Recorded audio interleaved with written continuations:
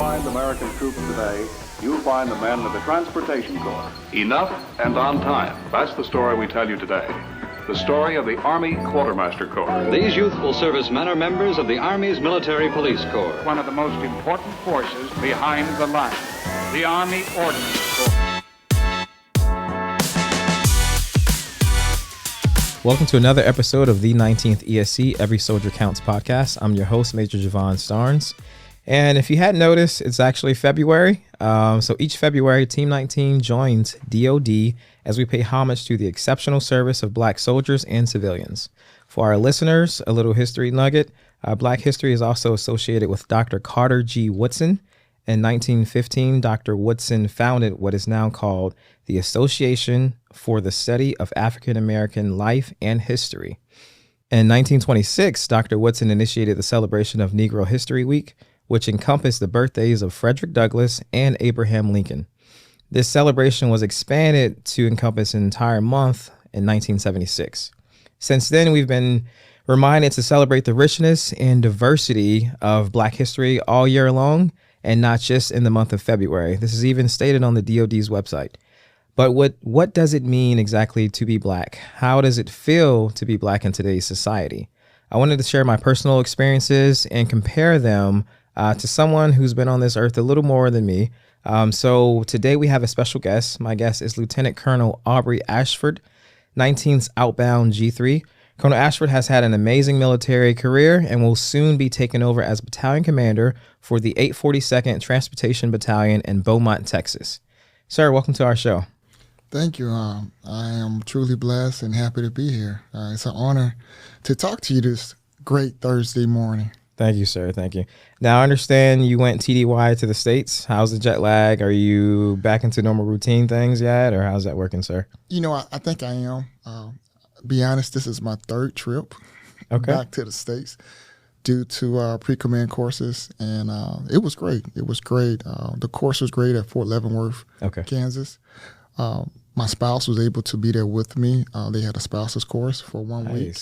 So she, along with other spouses, were able to get a feel of what it'd be like as a spouse in battalion command. They'd had a great program there.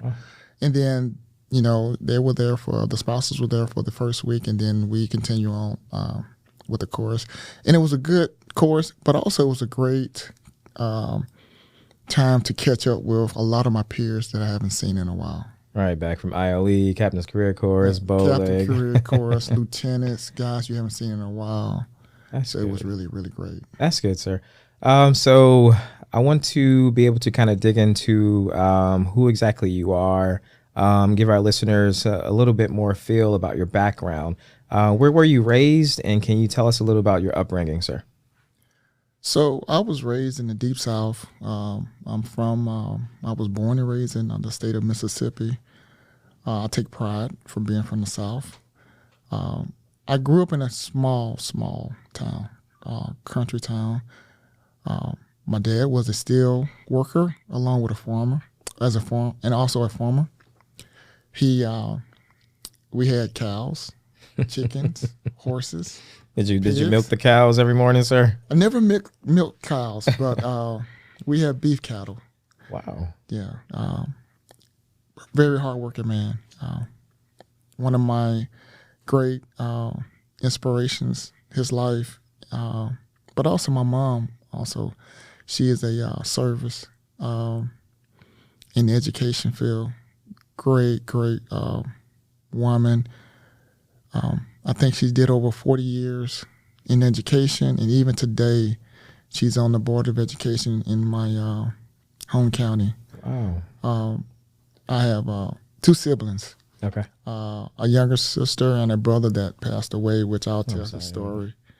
But growing up, I grew up on a farm. As any typical young man in the South, we played sports, we worked. I love to fish, and I love just being around my family. Nice. You brought up a good point that I wanted to dig into. You mentioned your mother's into education. She's on the board of education. I heard you attended Jackson State University. Yes, I attended Jackson State University. It was always my dream to go to college. Both my parents went to HBCU, Okay. historically black college, and I knew that I wanted to go to one also. And originally, I wanted to go to Grambling State in Louisiana. Okay. But once I found out how much out-of-state fees and tuition was, It's pricey. yes, I decided to stay in state. So I went to Jackson State University, primarily because when I went for the visit, I truly enjoyed the campus. But also, I had several family members that were already there Okay. while I was there. So that made the transition a little easier for you. Very seamless. That's a very good easy. point. Like the school I chose to go to was kind of the same path you did. I wanted to go not necessarily to an HBCU, but I kind of wanted to stay in my home state. So I was raised in North Carolina, so I went to East Carolina University, and I wanted to get just far enough where I was out of reach, but also not stay in the same city and go to UNCW. So that's kind of why I chose to go about 2 hours outside of my hometown to get away, but stay local. With that said about Jackson State, I got to ask the question. What are your thoughts on Deion Sanders? Nothing but positive. The 2 years that he was there, he did a great job for the university. The facilities that he renovated, I think that it was just an outstanding job. And funny story is that when I was at Jackson State, I actually walked on the football team and played for a while. Really? Yes. What position, sir? Like I said, I was on the team, but I played. I was a free safety. Okay. But he did a great job. The recognition that not only that he brought to Jackson State, but all historically black colleges, I think he did a great job. And I only wish him the best with that. And I still follow him today, even though he's transitioned to the University of Colorado. I just love his platform of what he's doing to influence, I would say, those young men and bringing notoriety to the university wherever he works at. Right. That's good, though. I like that he was able to garner more attention to HBCUs, not necessarily only on the football field, but also in the classroom. He's using social media platforms like wildfire. And he tells his student athletes that you're not only a football player, you're a young man. You have to grow up in society. There are things that you're going to have to deal with that you'll learn how to navigate as a team member on the football field that can directly impact how you act off the field. And one of those things is just being a man and making decisions, not acting as a child. And I think that's one of the things that, not just because of his notoriety, but also the things he's able to relay to the parents of the athletes he's recruiting.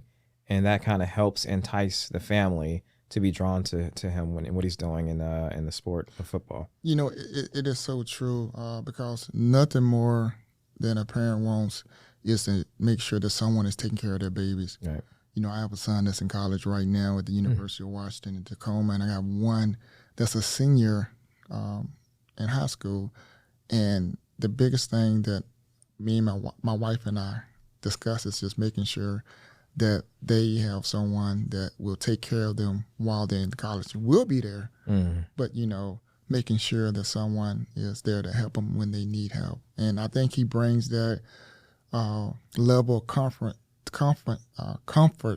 to the parents as he's recruiting those players or those students or those young men. That's true. Speaking of comfort and recruiting, it makes me think of recruiting for the military, things of that nature, and what they're doing in schools or in ROTC and how they're getting people to join the military, things of that nature, which brings me to my next question. You being in the military for quite some time, how does it feel being an African-American, a black male in the U.S. Army?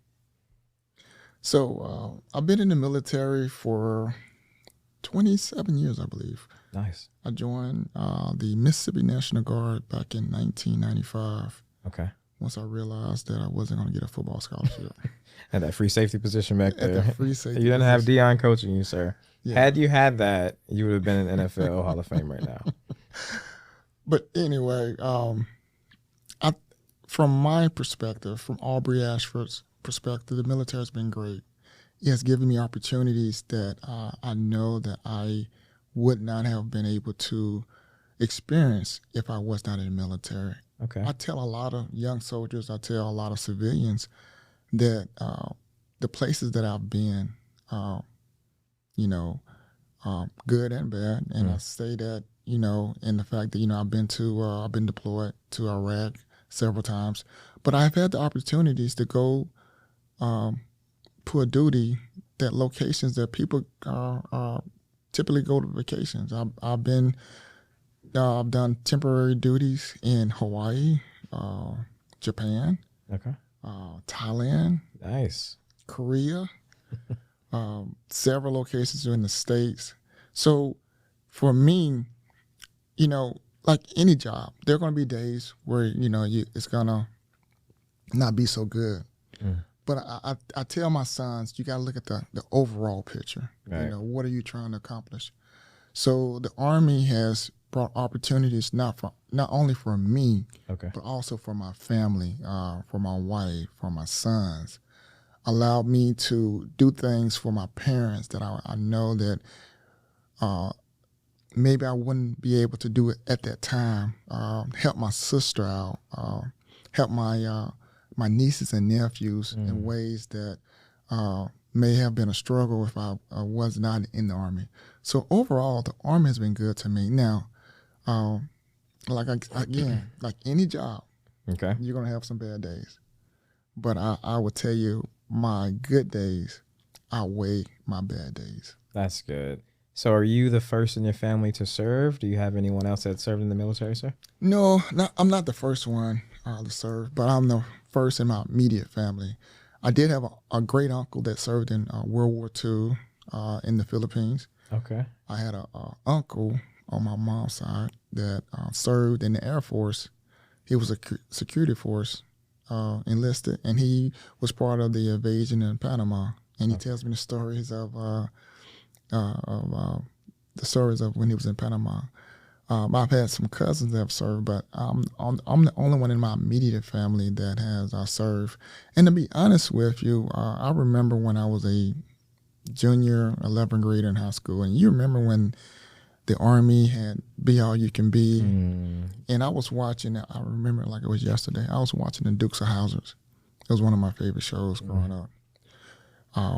And they played the commercial, and I said, man, I'll never join the Army. Never join the Army. And practically less than a year later, Signed up. I signed up. I mean, it was partially because of the education that the National Guard was providing. Okay. But I didn't even know what I was signing up for in the sense of what MOS. But once I got a part of the organization, once I was maybe 5 weeks in the basic training, I was like, man, this is not bad. I've always played on team sports, stuff like that. And I looked at it, man, this is a sport. I mean, not a sport, but this is a team effort. Everything was all about teamwork. And because of that concept I grew up with, it wasn't a hard transition for me. Yeah. And it was hard being away from my family because it was the first time I've been from home. That's what gets people a lot. Yeah. The family aspect. And also, being in basic training at Fort Sill, it pushed me physically, it pushed me mentally to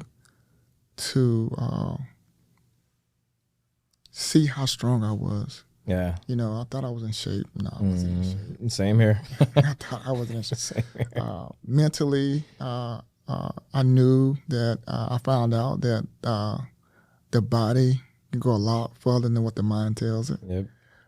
Because I was a 13 Bravo. I was a field artillery.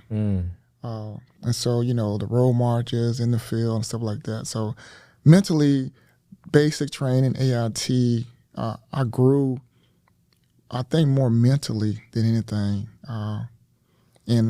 So that's, my story of how I actually joined the Army, started out with National Guard, and then went to ROTC. Right. You brought up the point about Be All You Can Be. They're actually going back to that. So in the future, we will hear and see Campaigns about Be All You Can Be. Right now, it's a placeholder. It's called Possibilities. But in the near future, we're going right back to Be All You Can Be. And then you talked about being in shape and thinking you were in shape until you got in the military. Same here. Athlete, football, track, lacrosse, this, that, and the third, and, all-star game and all this stuff like that. And then I get in the military and it's like, hey, we're not doing sprints. You're running miles. Let me see what you got now. And it's like, oh, I go in there thinking like, oh, they're not going to be able to make me tired. I've been doing 2-a-days for like 6 months. And I got the basic training within a month or two, of training. I'm just like, all right, what time we got to wake up? I'm tired. Like, what? We got to go run 5 miles again?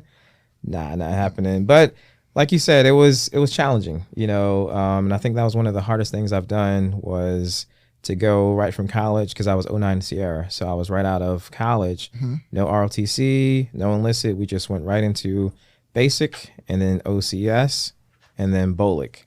And OCS was 12 weeks of mental, physical, academic preparation and testing. And you had no time to study. You just boom, boom, boom. You're in the child line trying to, memorize things for the history test or something like that. But that's good. And you also talked about all the places you've lived. So comparing the States from a cultural perspective, right? How would you compare your experience living in the States to living in South Korea? So, funny story. Both my parents are still living, thank God. And they call me maybe 3 times a week. That's good. I mean, but the time they called me, 1 o'clock, 2 o'clock. Oh, they had to go. It's like, Mommy got to set an alarm. You got to call me on this time. And the funny thing is, they always, are you asleep? Well, no, Mom, I'm good. So, but my dad is always, be safe and look, make sure you're aware of your surroundings. And I tell him, I say, Dad, honestly, Korea is a safe place. It is. Oh, it is a safe place. I tell them the stories of when I first went to the mall here in Daegu, and I saw 2 kids just sitting on the bench on their video games, and I'm looking around, where are the parents? Right. No supervision. No supervision, and nobody's messing with them. Yep. I remember I laid my phone down in the mall, and it was like at least 45 minutes before I realized I left it. Went back, it was still sitting there. Not in the States. Would have been gone. Yeah, but but Korea is a great place. Great place, safe. The people, the culture. A lot of times we don't immerse ourselves in the culture of the country that we are in.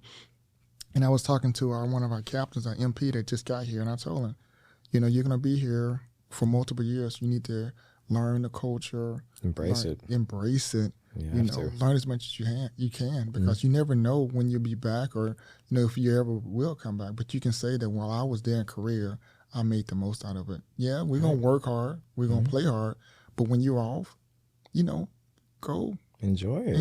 Yeah, leisure activities. Yes, definitely. And that's true. This is my 3rd time here, and it's people that I knew the first time when I came to Korea in 2012. That I still have their number saved, and I still can call them, and like we just pick up like nothing ever happened, and it's people from the second time, same way, or old coworkers helping me find gymnastics for my daughter or a boxing class for my son. And the culture here is unlike any other place. You experience the food, the respect is deeply ingrained in their culture. It's something that I think we can learn from and take back. Yeah, definitely. This is my first overseas tour as a lieutenant colonel. First time being overseas, stationed overseas. I've been overseas, like I mentioned, right? Deployed, but first time overseas. And the funny story about that is that before I came to Korea, I was at U.S. Transcom working in the J54, and I was an exec for the J54, and the general happened to be Lieutenant General John Sullivan, who was a former 19th DSC commander. And so as I was making preparations to prepare for BCALP and my next duty station, he called me and said, Aubrey, what are you going to do next? And I said, well, sir, wherever I go, I'm only going to go for 1 year. I got a son that'll be a senior. I'm not moving him. He's in a grade school system up in Washington State near Joint Base Lewis McChord. So, so I think I'd like to go to D.C. area. He paused. He said, now where you want to go again? And I said, sir, I think I want to go to D.C. He said, no, I got the perfect spot for you. Hey. And he helped me. I talked to the wife. He helped me get to Korea. And I knew the job that I was taking in the G3 was a very very demanding job. And I've never been one to shy away from demanding jobs. That's good. But he made a point that I had been in a joint organization at U.S. Transcom for almost 3 years at the time. Right. And at the time, I didn't know what command I was taking. I know that, we have the choice to go operational or strategic, which I'm blessed to get a command which is strategic. But he said that, you need to go back down and be around soldiers. You need to go back down being around NCOs. You need to go back down being around your peers, younger officers, Helps you keep a pulse. It does. It does. Yeah. And he also, he said that, not only that, you're going to be working with Korean nationals. Yep. You're going to be working with contractors. You're going to be working with DA civilians. Everybody. Yeah. So it was a one-stop shop that, that I could embrace and get back, get my feet back under me as I get ready to take command, because at the time I didn't know what command I was taking. Right. The list was not out. So he said, go to Korea. They do PT. You got a real world mission here. Right. We do exercises. You train hard, because you never know, what might happen. But also, it is a great place to be. It is. The only regret I have about Korea is that I was not able to bring my family here. Oh man, That's the only regret. I can see that. Yeah, I wanted to bring my wife, but just having a son that's a senior and one in college, we just said, you know what? Maybe if I come back, we'll go, or maybe we'll come and visit. But that's the only regret I have about Korea, that I wasn't able to bring my family. Yeah, I can see that. But you got to do what's right for your family, and I'm sure your son appreciated being able to have that stability before uprooting and moving. You mentioned something I wanted to dig into as well, that for one, you were kind of raised in the South, and you're going back to the South in Texas, and you're going to experience something that's familiar to you, but also different from Korea. With that said, is there anything you're doing to prepare yourself before going to take on that job, kind of back in the States? Well, what I'm doing right now is just trying to catch up on doctoring. Just reading 6030. Yep. Just reading 6 Tech 22. Right. Just reading as much as I can. My basic branch is transportation. Okay, same here. So I've had the luxury to work with SDDC. I was a division transportation officer at Joint Base Lewis McChord, where I worked at the port. Work transportation with SDDC at the Port of Tacoma. Work with several, we call them DTOs, at Fort Hood, Hawaii, Fort Stewart. So I'm familiar with the process. But the one thing that I'm truly preparing for is, because I have a lot of civilians that work, that I'll be commanding, I just want to make sure I understand the process of supervising them, making sure I understand that process. So if that's the one thing that I'm really, besides reading the doctrine, is just making sure I know all the ins and outs of supervising civilians. Yeah, slightly different, but leadership is the same across the board, and I know you're gonna do well, sir. Well, a question I wanted to ask you, taking a bit of a pivot here, have you experienced racism? I have, and I'm gonna tell this story first.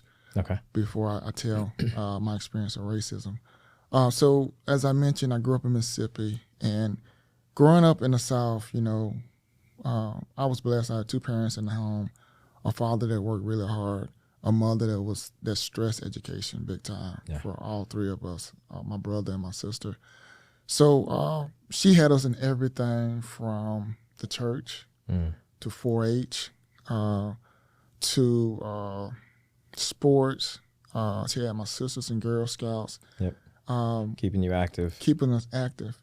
So a lot of stuff that growing up I didn't see because I didn't know. I didn't know.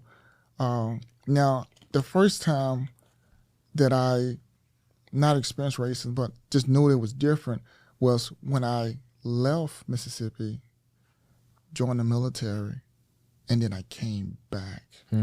The first time I came back to Mississippi after growing up, being there for 18 years, I can see the tension. You know, I can see the looks. Yeah. Because when I was in Killeen, Texas, which was my first duty station, you know, it was nothing for biracial marriages or, you know, it was a military town. We knew every majority of people in Killeen, Texas were soldiers, and it was a different atmosphere. Okay. But when I went back, I can see it. Now, as a teenager, never experienced racism at school. Even though I went to a small school, you know, we had whites, we had blacks, basically just black. It was just African Americans and white in the school. But for racism, not in my school. Okay. The first time that I know that I faced racism was I was coming home from college, and I had my daddy bought me a truck, and it was a black Toyota truck. I just put rims on it. He had put rims on it, and I tinted my windows, and I got pulled over by a state trooper. And I rolled down my window, and I asked him, say, sir, was I speeding? And he said, boy, don't ask me why I pulled you over. So that kind of shocked me because it's the first time that he called me boy, then he asked me where I was going. And I wanted to say, why do I need to tell you where I'm going, even though I was going home? But I told him I'm going home. Then he's asking me where I live. And he wanted to know if I knew the area. All right, he was testing you. Yeah, to see, why was I in that area? And once I explained that, he gave me my driver's license and said, all right, have a good day. Yeah. But he never told me why he pulled me over or anything like that. That was the first time I experienced racism. But I did have an experience in the military that was a shocking experience to me. I was deployed in Iraq on my second deployment, and just a short story real quick. I had a break in service after, so I got out after my first deployment. I went back to Mississippi to teach, and then you remember the surge cabin, happened. And so I was in the RRR. Okay. And so I got called back up. And so got called back up, and that's how I came back on duty. But before I came back on duty, I was attached to a reserve unit as an individual augmentee. It was a unit from northeast of the United States. I'm not going to say exactly where. Right. But the unit was already in country, and I got there like 3 weeks later. And the first thing I realized, there was only 2 African Americans in the unit, and I was one of them. Maybe three. But it was only 2 officers and 1 NCO. And I worked in the G3 shop, and I had a major that after 2 or 3 weeks, because I was trying to learn, what was going on. I've been out for like 2 or 3 years, trying to learn the new lingo, everything had changed. And he just came in and just started berating me. You're an idiot. You're stupid. Oh, wow. You never amount to anything. How can they make you an officer? And I'm like, tearing you down. Yeah, and I looked at him. I'm like, are you serious? But what I did though, I took that as motivation. As first of all, you learn from good leadership and you learn from bad leadership. That is true. And I said that I would never treat anyone like you treated me. And so it was a experience. I told my wife about it. But while I was there, this is the blessing. While I was there, I got promoted. While I was there, they had a recall back to active duty. So while they were getting ready to demobilize, I was coming back on active duty. And they couldn't figure out, how did I get back on active duty so fast? Because basically, we redeployed in March of 2007. By May of 2007, I was back on active duty. Jeez. So I redeployed, did paperwork, and came back because there was Just a like shortage. There was a shortage of transportation officers. Yeah. Because everyone was getting out, and so I came back to duty because I realized while I was coaching, teaching, I loved it. Yeah. But when I got back being around soldiers, I knew this is what I was supposed to do. It's a breath of fresh air. I knew that this was, honestly, I knew this was my calling. So deep. when I came back in, and this is the blessing that where my whole career changed. Before, when I was a lieutenant, I had a great battalion commander that kind of took me on his wings and wanted me to stay in the Army, but I said, sir, my brother passed away right before I deployed. I'm sorry to hear that. And I said, so I'm getting out.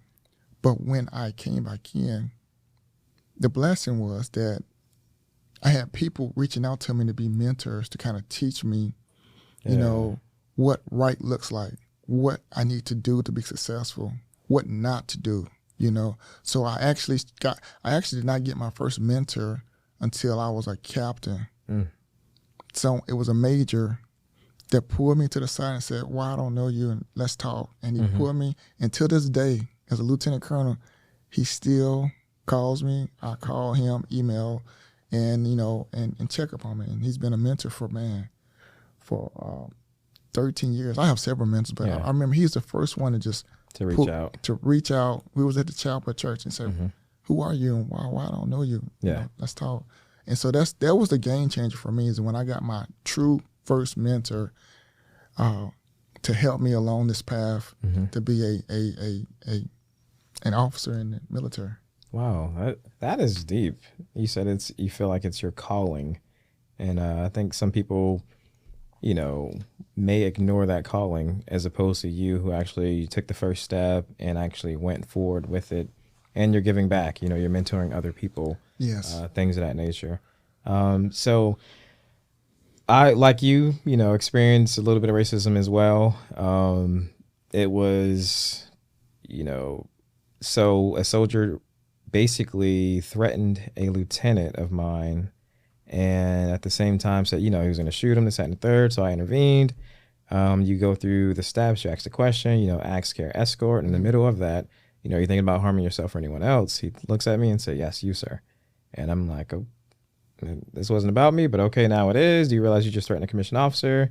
Then he tries to reel it back. Then it escalated very quickly. They did not take said soldier out of my unit. The leadership said they don't want to pass a problem to someone else, even though it was life or death. And then at the time, it all flipped. The soldier said that for some reason I was racist, and that leadership started believing the soldier, even though everything was lies and this, that, and the third. And then when it came down to it, I was like, why are you choosing to believe this person who's clearly lying, as opposed, and I think people have biases, you know, and we all do. Yeah, confirmation biases and things of that nature. And it's like, you're choosing to believe this because of XYZ reasons, even though we have the facts laid out right here. Then a separate one, like you said, about driving, you know, I'm in the car with a friend, a Caucasian female, and we get pulled over, and the cop doesn't even talk to me. He looks past me and looks at the woman in the car, and he says, are you okay? Is everything okay? As if I kidnapped her or something.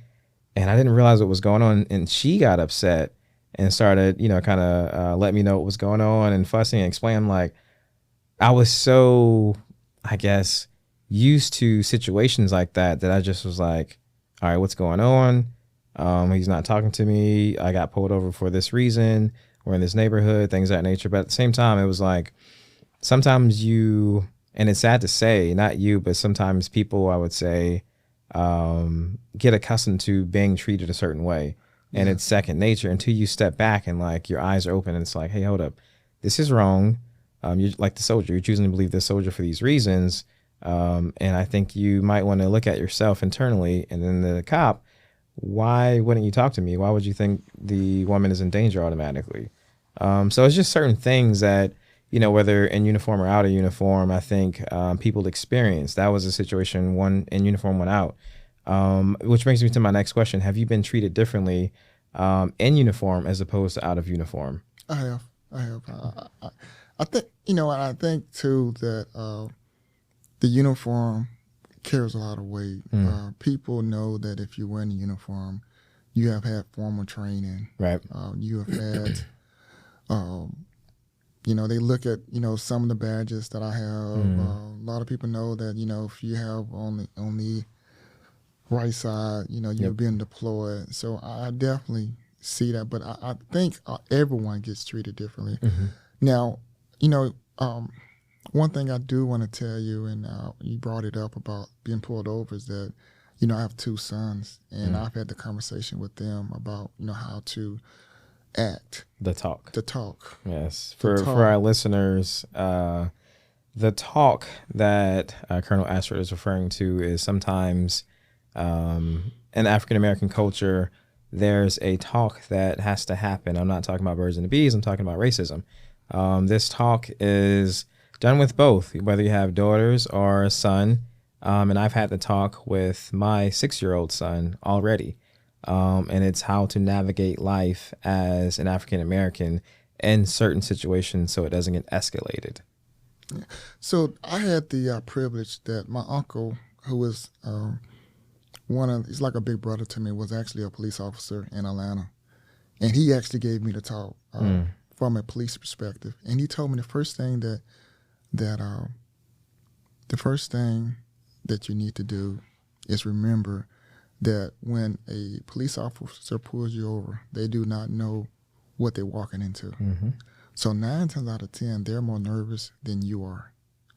And so he had to talk with me and about, if you're at night, turn your lights on. Turn the lights on the inside of your vehicle. Okay. That lets the police officer know that you're not hiding anything. Make sure you put both your hands on the steering wheel. Roll your window down halfway. Right. I've had to talk to the point where don't run. You do not run from the police, whatever you do. And kids these days, they ask why. Why do I have to do this? Why do I have to act a certain way? And I tell them that you don't know what that person is dealing with. Just like we don't know what some soldiers are dealing with. They might just be having a bad day. They might be a bad person, But the bottom line is you want to live another day. Yep, live to see tomorrow. You want to live to see tomorrow and let your mom and dad fight for you. And I said, no matter how old you get, you can be 50 years old, I'm still going to be your dad. That is right. She's still going to be your mom.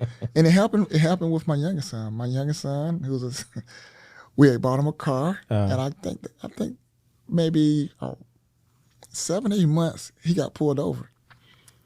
And he called my wife. He put her on speakerphone, and she listened, and he did everything like I told him. Yeah. And the cop told my wife that he was very respectful. That's what you want, yeah. He did everything that he needed to do, and I don't know how fast he was going, but the cop said that I'm gonna not charge him as much, but he did have to pay for the ticket on his own. So the talk, I've had the talk, and we had modified version of the talk due to what has happened in America. Right. To recently, the incident happened in Memphis where the cops were African American and the victim was a black man. And my son said, "Dad, why did they do that?" And I just had to explain to him that it's not all about color. Sometimes it's just about they're just bad people. Yep, and decision making. And the actions that you take has repercussions. They do. Yeah. And you have to live with those decisions. Yeah.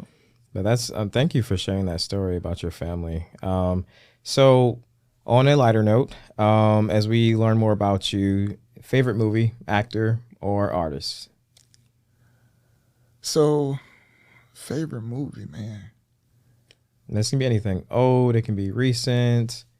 It can be, or if your favorite book.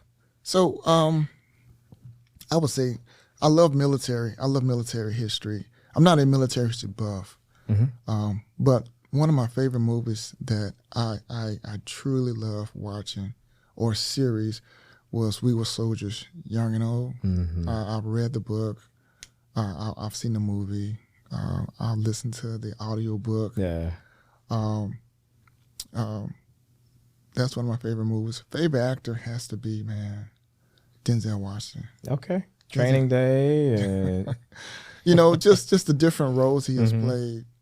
And then for books, like reading a lot of doctrine right now, but anything dealing with leadership, especially, I can't think of the book top of my head, but Hal Moore, he has a leadership book, man. Okay. It is great. Retired, I think a Lieutenant General Hal Moore. Nice. Has a leadership book, and then I listened to that, and had my sons actually listen to it also about leadership, and because you can relate it back to life. It's not just with the military, but you can relate leadership in just life in general. Because what I tell my sons is that first of all, you want to be a productive citizen in society. The second is that, you want to make money, you want to have a nice job, but overall, you want to make a difference. And I feel like if everyone tries to make a difference, this world will be a better place. And I truly believe that what I'm doing in this organization, in this enterprise, hopefully I'm making a difference. And because it's made a difference on me. Being in this organization, and I say organization, Army, for over 25 years, and I'm still going strong, and I still love it. I like that. Well, as we wrap up, is there anything else you'd like our listeners to know about yourself? Well, it's so much. I'm a very interesting person. It's so much, but I would tell you that, and I'll be. If I don't do this, I would tell you that I've been married for 21 years. Congratulations, sir. Yeah. I'll be 22 in April. My wife is the love of my life. I think she loves the military more than I do. But she loves the military. But I'll tell you one thing about the military, and I'm going to reiterate this, is that, every situation, you just got to make the best situation out of it. Sir. And I think that if you just give the Army a chance,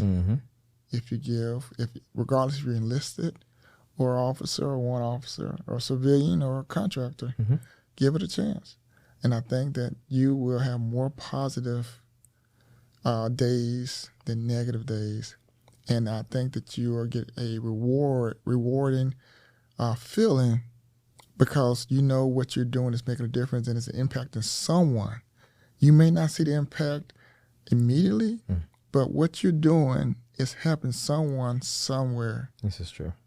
Because of the job we do, the missions that we have, and the things that we have to accomplish, we're making a difference. And that's one thing I like about this organization. That is great, sir.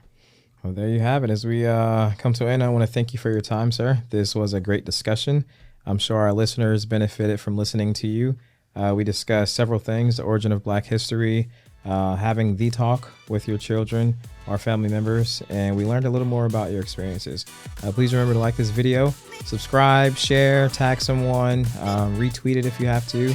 You can see us on YouTube. We have Facebook, Instagram, Twitter, social media platforms, and feel free to download and stream this podcast on your favorite streaming platforms. Thanks again for listening. We are Team 19 out.